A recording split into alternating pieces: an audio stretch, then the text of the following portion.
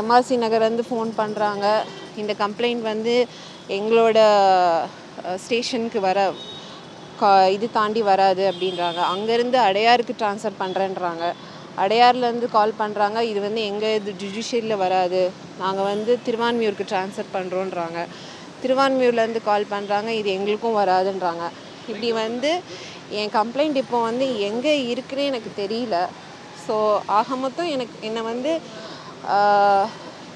நான் கொடுத்த கேஸ்க்கு இன்னுமே வந்து எனக்கு வந்து ஒரு ஜஸ்டிஸ் கிடைக்கல. ஸோ அதுக்காக நான் வெயிட் பண்ணிகிட்ருக்கேன், ஃபைட் பண்ணிகிட்ருக்கேன். இன்றைக்கி வரைக்கும் இந்த குழந்தைக்கான ஒரு பதில் அவர் சொல்லலை. அதுக்காக தான் நான் மெயினாக வந்து ஃபைட் பண்ணுறேன். நான் போட்ட வீடியோஸ், நான் யூஸ் பண்ணுற ஹேஷ்டேக்ஸ் எல்லாத்தையும் வந்து ரிமூவ் பண்ண சொல்கிறாங்க அவங்க கம்பெனிஸ் இல்லை சைடில் இருந்து. நான் ஒன்று கேட்குறேன், நான் எந்த தப்புமே போடவே இல்லையே. நான் வந்து இந்த குழந்தையோட அப்பா மாதம்பட்டி ரங்கராஜ், அதை தான் நான் வந்து எக்ஸ்போஸ் பண்ணேன். ஒரு 4 செவத்துக்குள்ளே இருந்து நான் இந்த குழந்தைய டெலிவரி பண்ணி அந்த குழந்தைக்கு அப்பா யாருன்னு தெரியாமல் நான் வந்து வாழ முடியாதுல்ல.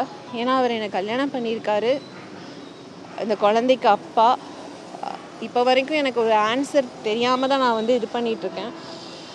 தப்பு பண்ணுறவங்கலாம் ஜாலியாக சுற்றுறாங்க. ஆனால் வந்து ஒரு பொண்ணு அந்த தப்பை தட்டி கேட்க வெளியே வந்துட்டால் நீங்கள் எல்லாம் வந்து தப்பாக பேசிடுவீங்க.